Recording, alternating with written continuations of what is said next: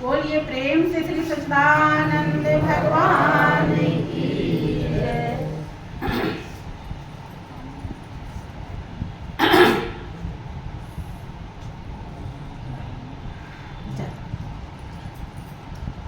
जो उन्होंने दिया है, देखो, उसे धारण करने वाला योगी कहलाता है। आप भजन के माध्यम से समझेंगे। दिल में है भगवान जोगी ध्यान धरे, दिल में है भगवान जोगी ध्यान धरे, मन में है भगवान जोगी ध्यान धरे, मन में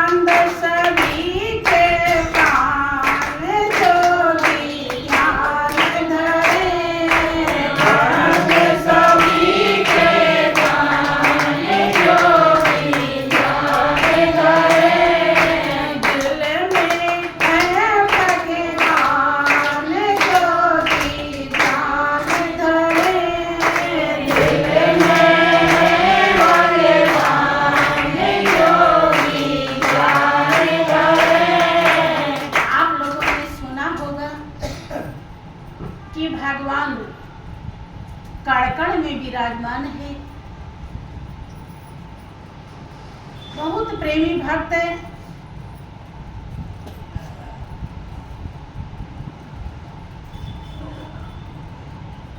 सुन लेते हैं,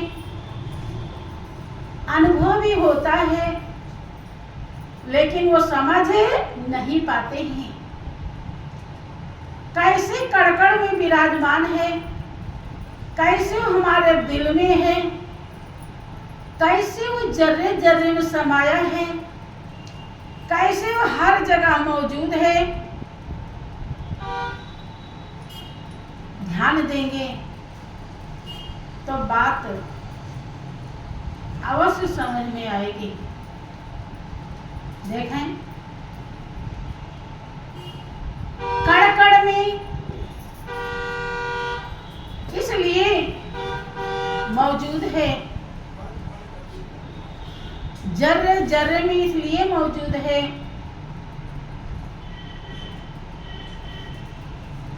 कि आप जब ध्यान में बैठते हैं, अगर सही से ध्यान लग जाए तो आपका रोम रोम रोमांच हो जाता है। किसी का अगर ध्यान लगता होगा तो उसका अनुभव रोम रोम खिल जाता है, क्योंकि वो शक्ति रोम रोम से प्रस्फुटित होकर आपको दीदार देती है, आपको दर्शन देती है। इसलिए वो रोम रोम में वो ज्योति रोम रोम से निकलती, जो चींटी के अंदर भी है और हाथी के अंदर, कण कण में विराजमान है, जर्रे जर्रे में विराजमान है, हर जगह मौजूद है। क्योंकि जहां पर आप ध्यान लगाइए, खेत खलिहान बाग बगीचा, ऊपर नीचे दाएं बाएं, वहीं पर वो दर्शन देगा। जब हर जगह जहां भी आप ध्यान लगाए वही दर्शन हो जाता है, इसलिए प्रमाणित है कि वो हर जगह मौजूद है। और दिल में,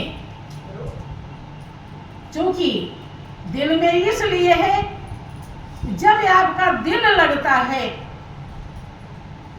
दिल में खुशी होती है कि अब हम कितना भाग्यशाली हैं कि अब सब झंझट को छोड़ करके मालिक को याद करने के लिए बैठे, जो हमारा है, जो सुख शांति आनंद प्रदान करने वाला है, जिसके लिए हमारी आत्मा बेचैन है, जो सदियों से जिससे मुलाकात नहीं हुई, दर्शन नहीं हुआ, अब ध्यान लगाएंगे तो अपने मालिक का दर्शन पाएंगे। जब दिल तैयार हो जाता है तो दिलदार प्रकट हो जाता है, इसलिए वो दिल में है। दिल नहीं लगता है तो दर्शन नहीं होता है। भाइयों बहनों, इसीलिए भक्त कहता है कि दिल में है भगवान जोगी ध्यान धरे।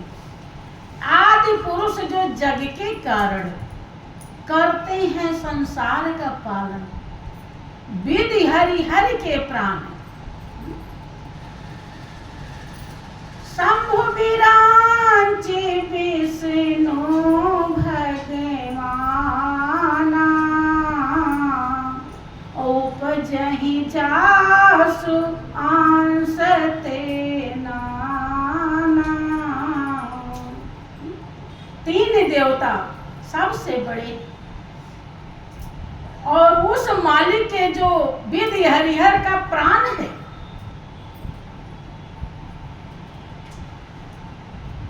उसके इशारे मात्र से ब्रह्मा विष्णु महेश अनेकानेक पैदा हो जाते हैं, और उसी मालिक का अनुभव श्री गुरु महाराज जी हृदय में करा देते हैं। अगर इतनी सी बात आपको घर कर जाए, विश्वास हो जाए, समझ में आ जाए, अनुभव हो जाए, तो दुनिया में आपके लिए गुरु ही विशेष होंगे और कोई भी विशेष नहीं। वास्तव में सच्चाई यही है, लेकिन यह सच्चाई उतर जाए तो उतरती नहीं। इसीलिए किसी ने कहा, क्या कहा कि दिल का तो लगाना आशा है, पर प्रीत निभाना मुश्किल है। दिल का तो लगाना आशा है, पर प्रीत लगाना मुश्किल है। कहना और सुनना आशा है, कर कर के दिखाना मुश्किल है।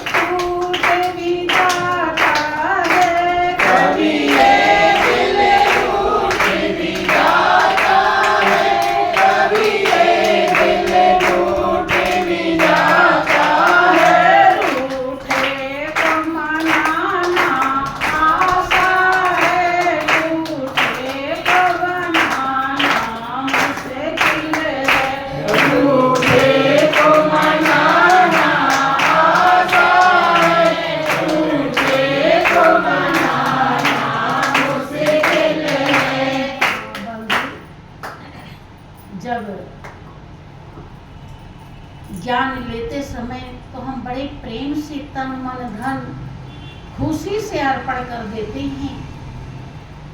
कभी जरा विचार नहीं करते कि जो हम कह रहे हैं कैसे कर, जैसे है? जब किसी के सिर पर मोर रख उठता है, घोड़ी पर जब चढ़ता है तो वाह आज हम क्या है, सब फीका लगता है। लेकिन कभी समझता है कि हम क्या करने जा रहे हैं, क्या क्या करना होगा, कैसे निभाना होगा, क्या है ये मंजिल। दुल्हन भी खूब सज के आती है। आज तो ब्यूटी पार्लर बहुत चला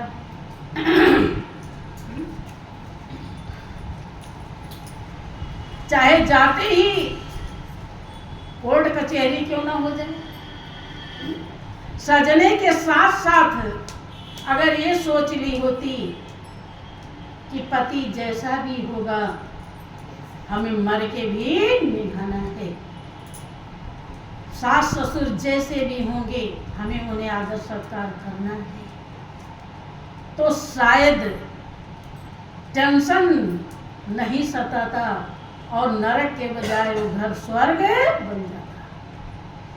लेकिन दूल्हा दुल्हन बनने की शौक तो है, कर्तव्य निभाने की शौक हो जाए तो जीवन हाँ स्वर्ग बन जाता है। सफल तो यहाँ से होगा, सफल वहाँ नहीं होगा।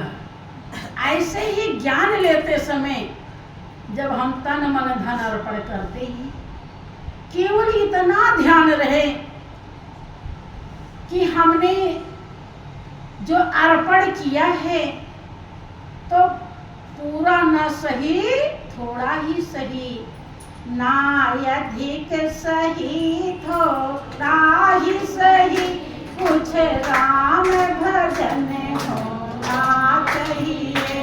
ना अधिक सही थोड़ा ही सही, कुछ राम भजन होना चाहिए। घर झंझट के साथ साथ कुछ हरि सुमिरन होना चाहिए। घर झंझट के साथ साथ कुछ हरि सुमिरन होना चाहिए। ना अधिक सही थोड़ा ही सही, कुछ राम भजन होना चाहिए। ना अधिक सही थोड़ा ही सही, कुछ राम भजन होना चाहिए। वो थोड़ा क्या है, अभी आप सुन रहे थे भैया जी ने अपने मुखारबिंद से अमृतमयी वाणी में दर्शाया कि हम 2 घंटा अगर ध्यान में बैठ जाएं, कभी कभी आप इंतजारी में कोई आपका प्रिय होता है, कोई खास होता है, तो इंतजारी में बैठ जाते हैं, और जब वो नहीं आता है तो आप चिल्लाते हैं कि हमको कितनी देर हो गया आपका इंतजार करते करते, कितनी देर से हम इंतजार कर रहे हैं।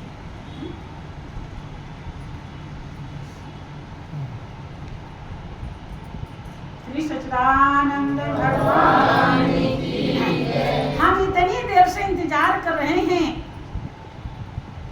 आप नाराज से हो जाते हैं। आत्मा सु परमात्मा, आपने थोड़ी देर इंतजारी किया किसी स्वार्थ में, किसी कारण से, और अगर वो नहीं आया या वो चीज नहीं मिली तो आपको दुख लगता है, बेचैनी होती है। ध्यान रहे, आपका जो मालिक है, हमारा जो मालिक है, वो परम हित ऐसी है, वो हमें कर्मों का फल देता है, फिर भी वो दया करता है। जब हम उसके लिए बैठते हैं, खाली इतना भाव बना लीजिए आप कि अब हम दुनिया से अलग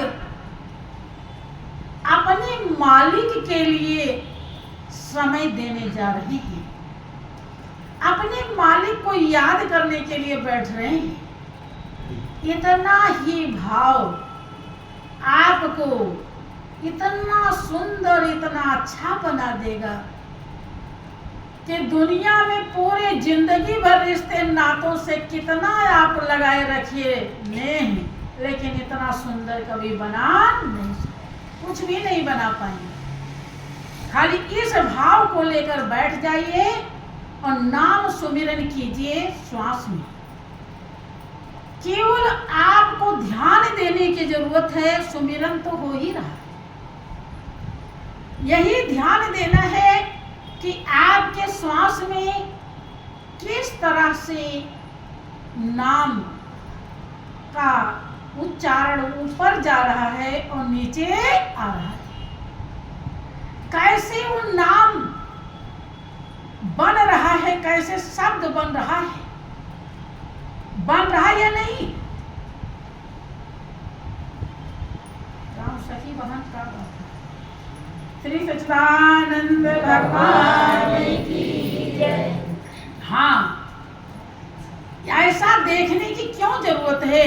क्योंकि नाम तो पहले भी चल रहा था, जब आपको मालूम, आप देखना नहीं जानते थे, देखना सिखाया तेरी गुरु महाराज जी ने। जब देखना सीखेंगे तब कीमत मिलेगी, और देखना नहीं सीखेंगे तो जाना है योग में, चले जाएंगे भोग में। सावधानी हटी कि दुर्घटना घटी। तुरंत नींद अपने गोद में सुला देगी और पता नहीं क्या क्या सपने आप देखने। अगर आपको ध्यान है कि श्वास में नाम किस तरह से बन रहा है, कैसे आ रहा है, निरंजन माला घाट में फिरे दिन रात, निरंजन माला घाट में फिरे दिन रात, नीचे जावे ऊपर आवे श्वास श्वास चल जा, नीचे आवे ऊपर आवे श्वास श्वास चल जा।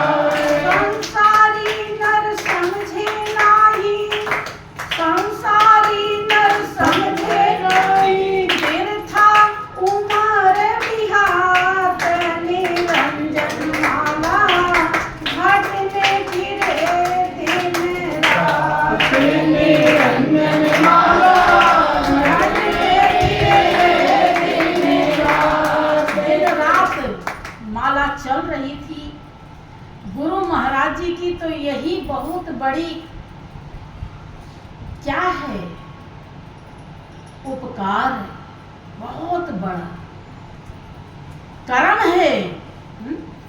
किसी ने कहा कि बहुत है गुरु जी हम पर तुम्हारे करम, बहुत है गुरु जी हम पर तुम्हारे करम, कभी भूल से भी ना भूलेंगे हम, बहुत है गुरु जी हम पर तुम्हारे करम, बहुत है गुरु जी हम पर तुम्हारे करम, हमारा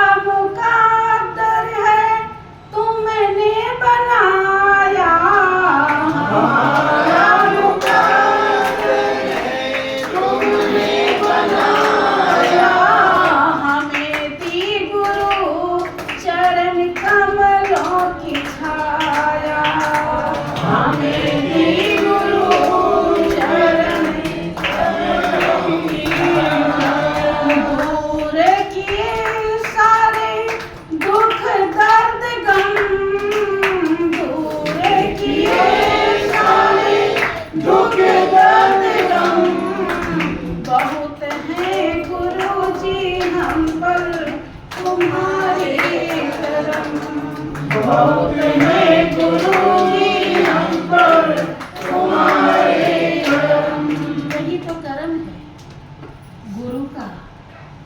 खेल खेल में बख्शीश में पहले दाता शिष्य भया तन मन अर्पा शीश, और पीछे दाता गुरु भया ज्ञान दिया बख्शीश। उन्होंने बख्शीश में ज्ञान दिया है और आपने लेने में तन मन धन अर्पण कर दिया है। अगर आप उस समय कहें कि हम नहीं अर्पण करेंगे तो कभी भी गुरु महाराज जी ज्ञान नहीं देंगे। अब ध्यान रहे हैं? आप घर के देवता भैया भवानी उनसे कुछ बोल देते हैं तो किसी प्रकार की कमी करते हैं क्या? काहे? क्योंकि वो सिर पे बैठ जाते हैं, उन्हें डरते ही हैं आप। जबकि वो भटकती हुई आत्मा है, जिन्हें आप देवता कहते हैं, वो भटक रही है। वो ऐसी आत्मा होती है। हाँ, कुछ योग्यता मालिक देता है उनको, जिसका डरता करके, जिसका वो ध्यान दिला करके आपसे अपनी पूजा करवा लेते हैं। पूजा में ही उन्हें शांति मिलती है। अगर उनकी कोई पूजा ना करे तो उन्हें कभी शांति नहीं मिलती। इसीलिए वो आपको सताते हैं, परेशान करते हैं, दुखी करते हैं, लेकिन आप उन्हें डरते हैं। उनमें जितना क्या क्या लगता है कोई कमी नहीं करती। और गुरु महाराज जी को डरते हैं। काहे? छोटे देवता हैं कि बड़े हैं? कैसे देवता हैं?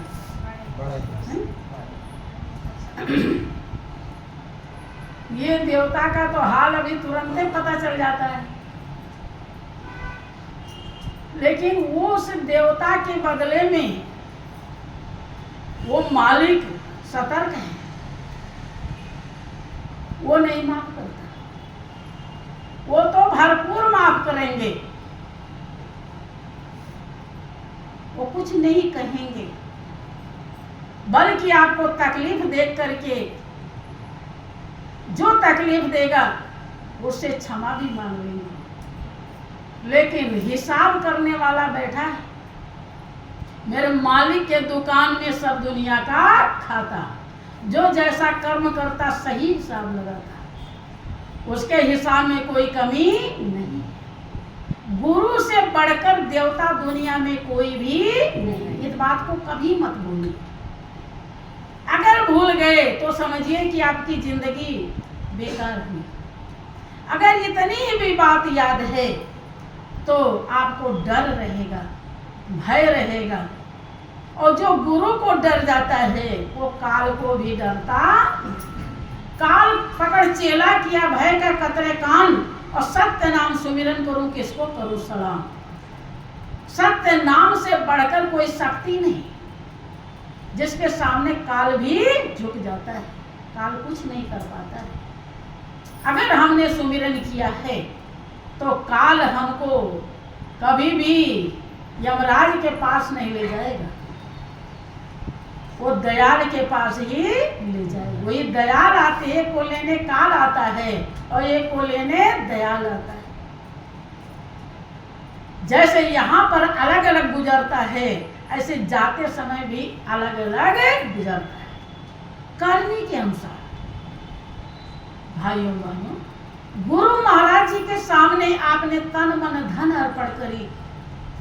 ध्यान रहे, जब तन से 10 घंटा काम कर लीजिए तो होश आना चाहिए कि अब 1 घंटा इस तन से सेवा करनी चाहिए थी।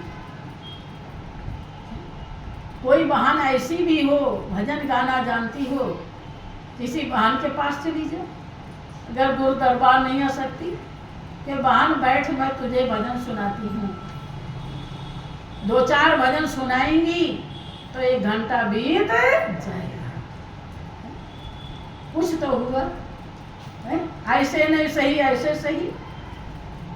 अपना भी आनंद आया उतनी देर के लिए काल कराल आपका बार बाका नहीं कर सकते। उतनी देर के लिए तो आप निष्पाप हो गए, निर्दोष हो गए। तन से सेवा, हाँ अगर हो सके तो गुरु दरबार आके करिए, वो तो नजदीक वाले भी नहीं कर पाते, दूर वाले कैसे करें। चलो ठीक। मन से 10 घंटा अगर आपने मन लगाया घर गृहस्थी पेट धंधे में, तो नीति कहती है कि 1 घंटा अब मन लगा लीजिए ध्यान में। इतना अगर कर लिया तो भी कोई भी काल कराल मंजिल पर पहुंचने से आपको रोक नहीं सकता।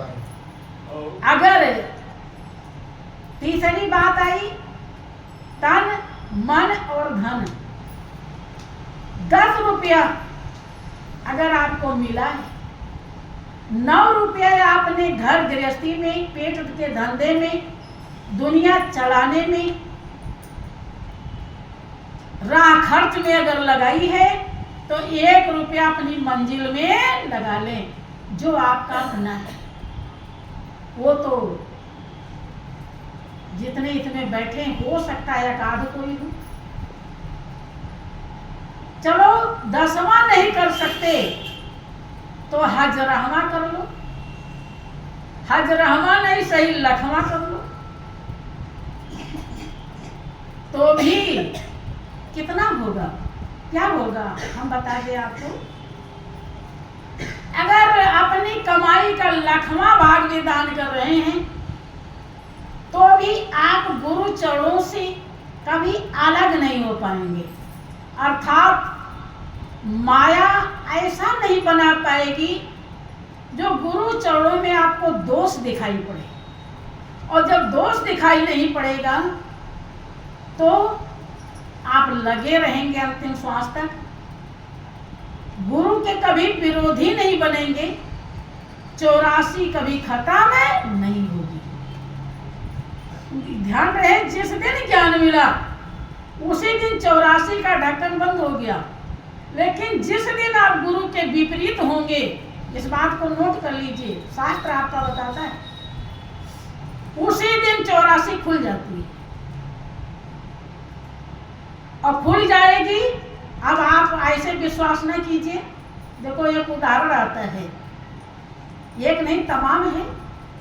जब नारद जी धीमर मछुआरे को गुरु धारण कर लेते हैं और भगवान के पास, विष्णु के पास पहुंचते हैं, तो उन्हें तुरंत ही वो गले लगा लेते हैं और पूछते हैं कि आपने किसको गुरु धारण किया। वो कहते हैं, हरि पूछो गुरु तुम कौन तुम कीन्हा, और सकुच नारद धीमर कह देना। धीमर समझ मन संशय आई, और 184 भुगत हो जाएगी। 84 में किसने भेजा? गुरु ने भेजा कि भगवान ने? देख लीजिए। और काहे? गुरु का जरा सा निरादर किया, क्योंकि गुरु का वो सम्मान है कि सब धरती कागज करूं लेखन सब बढ़ रहा है, और 7 समुद्र की मसी करूं दुर्गुण लिखा। और उस गुरु को वो धीमर बता रहे। उसके पहले जहां बैठते थे वहां का स्थान धुला जाता, और गुरु धारण करते ही विष्णु जी अपने गले लगा रहे हैं। और वो जिसके द्वारा बदौलत उन्हें गले लगा रहे, उन्हीं को धीमर बता रहे हैं। ध्यान। और दूसरी बात और समझ लीजिए, बहुत हमारे भाई बंधु समझ नहीं पाते ही कि गुरु महाराज जी का जब ज्ञान मिल गया तो अब कुछ भी बाकी नहीं। हाँ, दुनिया का लोक रीत निभाने में कोई दिक्कत नहीं है, लेकिन उसे दूसरा समझ के मत निभाइए। वही एक ही सब कुछ है। जहां भी रहिए नाम सुमिरन करते रहिए। बाहर से हाथ पैर से कुछ भी काम कर लीजिए, लेकिन ध्यान उसी पे रहना चाहिए, उसके अलावा कुछ भी नहीं। ऐसा करेंगे तो कभी 2 नहीं होगा, कभी हरदम एक रहेगा, और एक रहेगा तो कोई समस्या नहीं, और 2 होते ही मामला गड़बड़ हो जाएगा। बात समझ में आई? हाँ, देखो आप कोई भी पूजा करते हो तो बिना ज्योत जलाए नहीं करते हो, और उसी अविनाशी ज्योति को श्री गुरु महाराज जी ने दर्शा दिया। आप तो नकली जलाते हो, वही भैया भवानी पूजते हो तो नकली जलाते हो, और उन्होंने अविनाशी को दर्शाया है, वही तो है कि नहीं? विचार कीजिए, वही स्वरूप सबका है।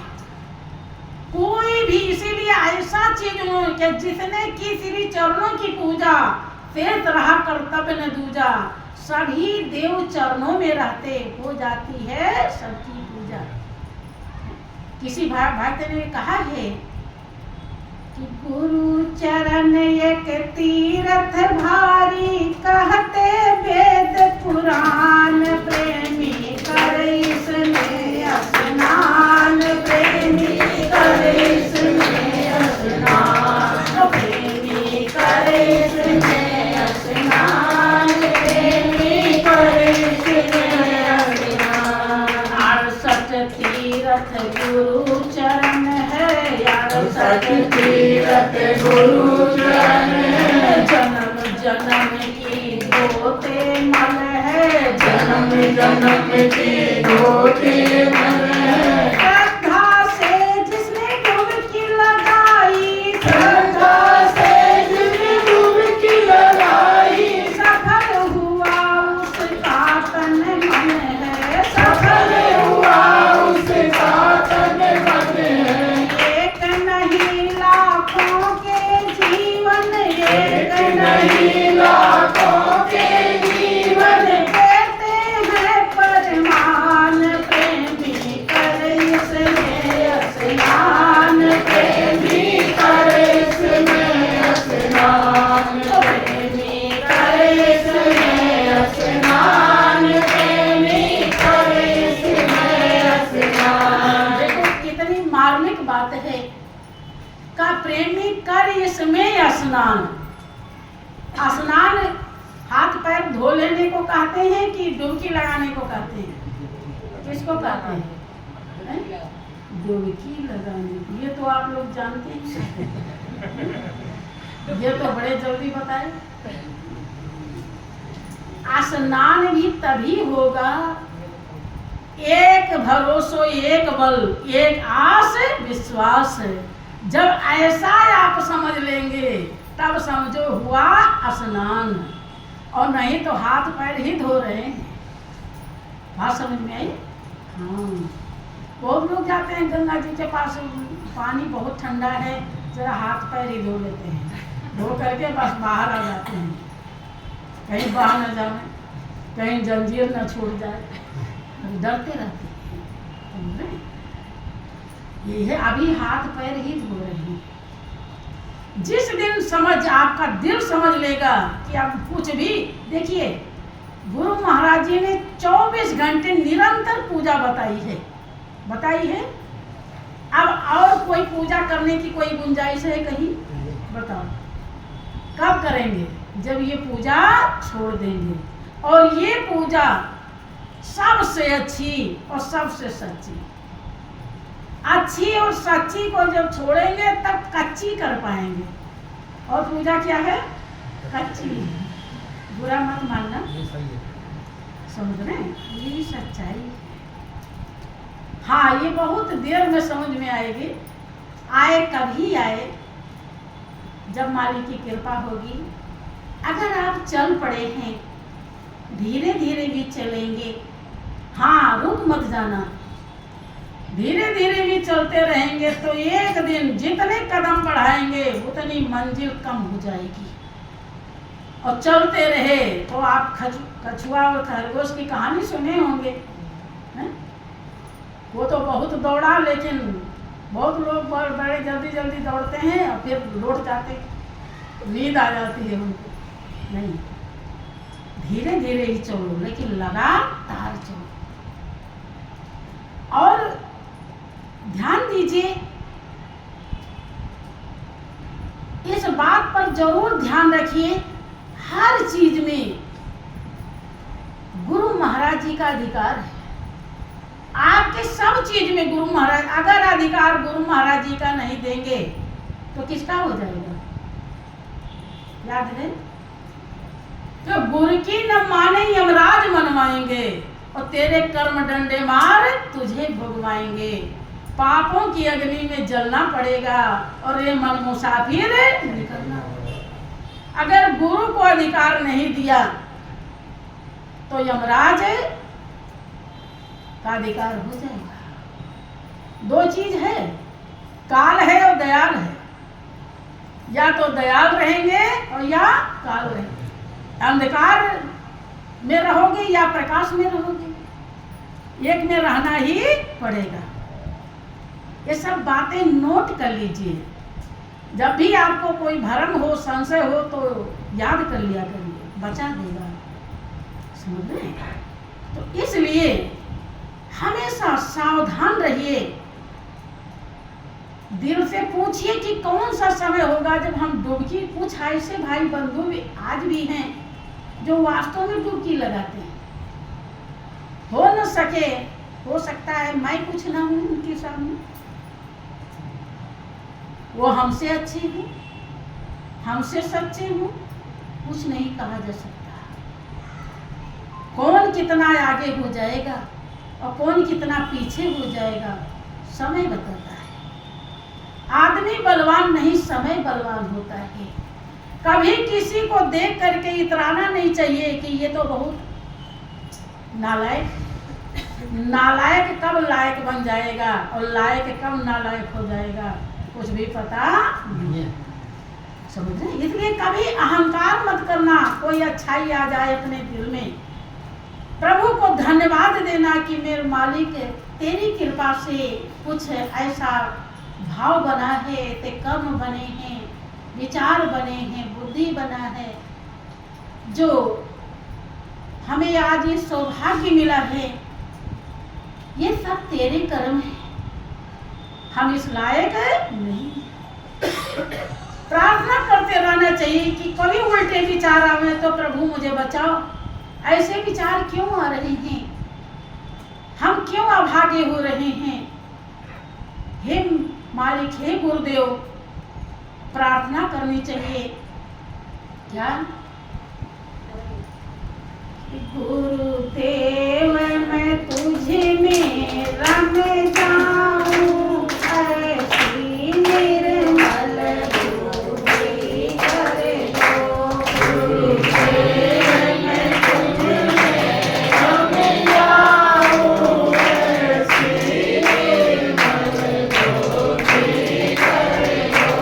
हे नाथ मैं तुझे में रम जाऊं, ऐसी निर्मल बुद्धि कर दो।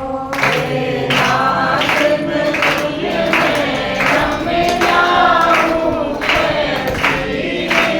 निर्मल बुद्धि कर दो। चित चिंता करता रात दिवस, दुनिया के आनंद पाने को। चित चिंता करता रात दिवस, दुनिया के आनंद पाने को। हे सतचित आनंद रूप प्रभु, मेरे मन को तुम चेतन कर दो। हे सतचित आनंद रूप प्रभु, मेरे मन को तुम चेतन कर दो। हे नाथ मैं तुझे में रम जाऊं, ऐसी निर्मल बुद्धि कर दो।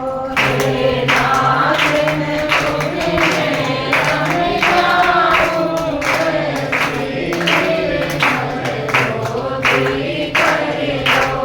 वो कब कह रहा है ऐसा? जब वो समझ गया कि चित चिंता करता रात दिवस दुनिया के आनंद पाने को, उसका दिल कहने लगा कि दुनिया का आनंद मिला तो वैसे और न मिला तो वैसे। कुछ भी पता नहीं रहेगा, कोई अस्तित्व नहीं है इसका। तो हे प्रभु, जो सत्य है, चेतन है, आनंद स्वरूप है, मेरे मालिक मुझे भी अपने जैसा बना दे, क्योंकि मेरी आत्मा उसी सुख शांति आनंद के लिए बेचैन है जो तेरे में ही है और कहीं भी नहीं।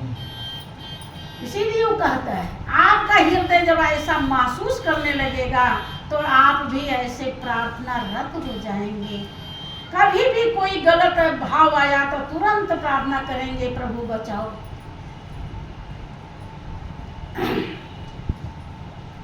हे नाथ मैं तुझ में रम जाऊं, ऐसी निर्मल दूरी कर दो। हे नाथ मैं तुझ में रम जाऊं, ऐसी निर्मल दूरी कर दो। ये चंचल मन संकल्पों का एक जाल बिछाए रहता है। ये चंचल मन संकल्पों का एक जाल बिछाए रहता है। एक झांकी अपनी दिखा करके अपना ही स्वरूप से करे दो। एक झांकी अपनी दिखा करके अपना ही स्वरूप से करे दो। हे नाथ मैं तुझ में रम जाऊं, ऐसी निर्मल दूरी कर दो। हे नाथ मैं तुझ में रम जाऊं, ऐसी निर्मल दूरी कर दो।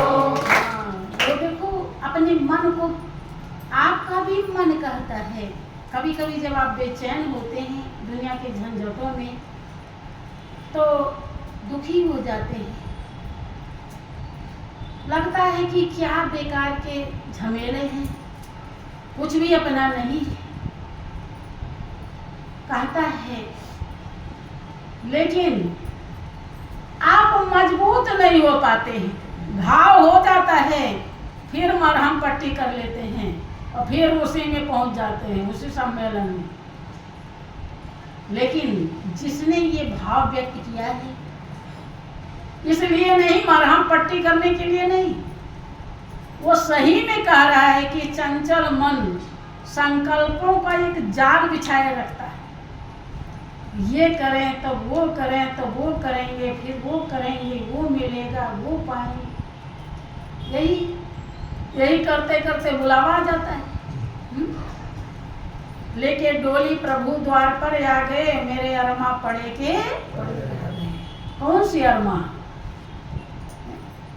जो अरमा मीरा की पूरी हुई थी, जन्म जन्म की पूजी पाई, जग में सभी खोवाएं। वो कह रही जग में सब खोने वाला है, तो कोई पूजी का अस्तित्व नहीं है, और जिसका अस्तित्व है वो मैंने पा लिया। सत की नाव खेवटिया, सतगुरु भव सागर तर आए। बहुत लोगों के मन में होता है कि कौन देखने गया है, भव सागर पार हुए कि नहीं। उसका एक प्रमाण है, आप जितना विश्वास मालिक के चरणों में कर लेंगे उतना ही आप पार हो चुके। जितना आपको उनसे लगाव और विश्वास हो जाएगा वही गति है आपकी। कबीर का अनुभव है, जहां आशा तह बासा हुई और ताको रोक सके ना। अभी अगर आप देखो कोई दिक्कत आती है, हल्के फुल्के में तो आप प्रभु का भरोसा कर लेते हैं, लेकिन अब देखो जब श्री गुरु महाराज जी ने प्रभु की व्यवस्था को पूर्ण तरह से स्वीकार किया कि अब उसमें जरा सी भी लेकिन नहीं आनी चाहिए, अपने कोई भी विचार, कोई भी भाव नहीं रह गए उनकी, तो बहुत प्रेमी के मन में आया कि गुरु जी तो ठीक हो सकते, ठीक क्यों नहीं हुए? आ जाता है, क्योंकि वो मार्मिकता उन्हें नहीं मालूम था।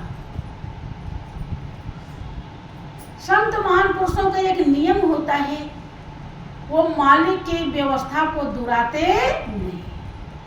अगर वही दुराए तो आपको समझाएंगे क्या? फिर उनके समझाने के लिए रहेगा क्या? फिर उनमें और आप में अंतर ही क्या? यहाँ और यहाँ बैठने में बहुत बड़ा अंतर है। और नीचे वाला समझा नहीं और ऊंचे वाले ने किया नहीं, तो दोनों गलत है। बहुत बड़ा अंतर होता है। कुछ लोग सोच लेते हैं कि महात्मा को तो बड़ा आनंद है, अच्छा अच्छा खाने को मिलता है, इन्हें ऊंचे बैठाते हैं। ये फूल से पूछो कि उस पे आई है कैसे बहार, और कितने दिन कांटों को सोया डाल पर आने के बाद। जिसे नहीं पता, बहुत लोग ऐसे सोच के महात्मा बन जाते हैं, और जब बनते हैं तब पता चलता है कि ये ऊंचा क्या मांगता है।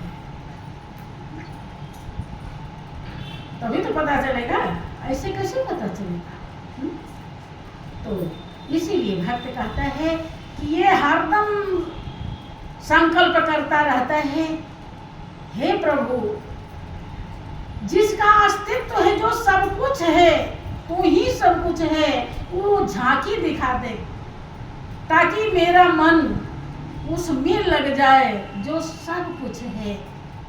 और जब ये सब कुछ, जब ये तो ये झूठे का संकल्प कर रहा रात दिन और समय बर्बाद कर दे रहा है, तो हे गुरुदेव, इसको ऐसी जगह पहुंचा दो जहां से इसका जीवन धन्य हो जाए, सच्चाई को ये समझ जाए।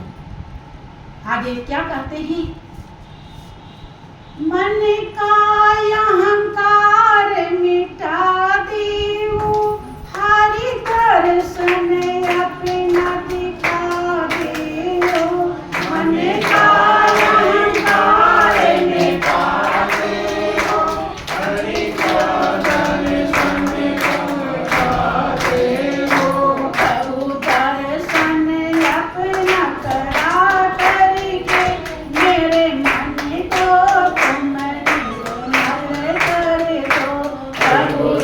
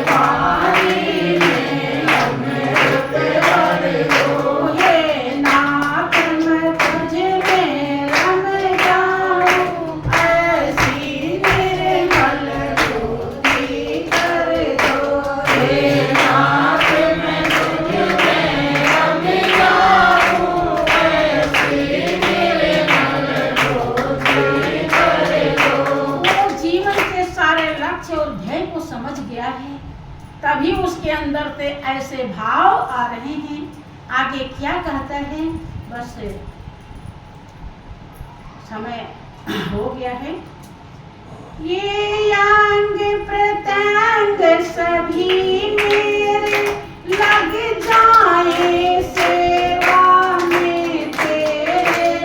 ये अंग प्रत्यंग सभी मेरे लग जाए सेवा में तेरे। जीवन अर्पण हो चरणों में ऐसी साथी मुझ में भर दो। जीवन अर्पण हो चरणों में ऐसी साथी मुझ में भर दो। हे नाथ मैं तुझ में रम जाऊं, ऐसी निर्मल झूली कर दो। हे नाथ मैं तुझ में रम जाऊं, ऐसी निर्मल झूली कर दो। भाइयों बहनों, आप सभी इतने भाग्यशाली हैं। भाग्य उसी समय उदय हो गया जब आपको मालिक ने विशेष समझा। विशेष क्या समझा? 84 लाख योनि में से निकालकर देव दुर्लभ चोला मनुष्य की दी। उसी दिन आपके भाग्य उदय हो गए और भाग्य उदय होते ही रहे। कि पहली कृपा हुई कि नर्तन तुझे मिला, सत्संग की कृपा दूसरी संतों ने दी पिला। सतगुरु ने दिया कृपा है ये तीसरी, सतगुरु ने दिया ज्ञान कृपा है ये तीसरी, और चौथी तुम्हारे कर्म की कर लो दिलवरी। चौथी अब एक कृपा बची हुई है, वो दिलदार से। क्योंकि सदियों से, पता नहीं कितने जन्मों से आप विषयासक्त रहे, आपने विषयों को ही दिलदार बना लिया है और दिलदार की तो खबर ही नहीं रही, इसीलिए उससे जल्दी से प्रेम होता नहीं है। उसके लिए जब आप कुछ कर्म करेंगे, तन मन धन से सेवा करेंगे, पहली बात तो जहर अमृत बनेगा, वो आपका अपना होगा, और दूसरी बात अपने के नजदीक ले जाएगा। आप अपने मालिक के प्रेम के लायक संस्कार बनाते चलेंगे और एक दिन ऐसा हृदय निर्मल हो जाएगा कि उस निर्मल हृदय में मालिक मौजूद हो जाएगा। आप में और उसमें फिर अंतर नहीं रह जाएगा। लेकिन इसके लिए बिना कर्म किए काम चलने वाला नहीं। अर्जी मेरी है और मर्जी आप लोगों की है। अभी आप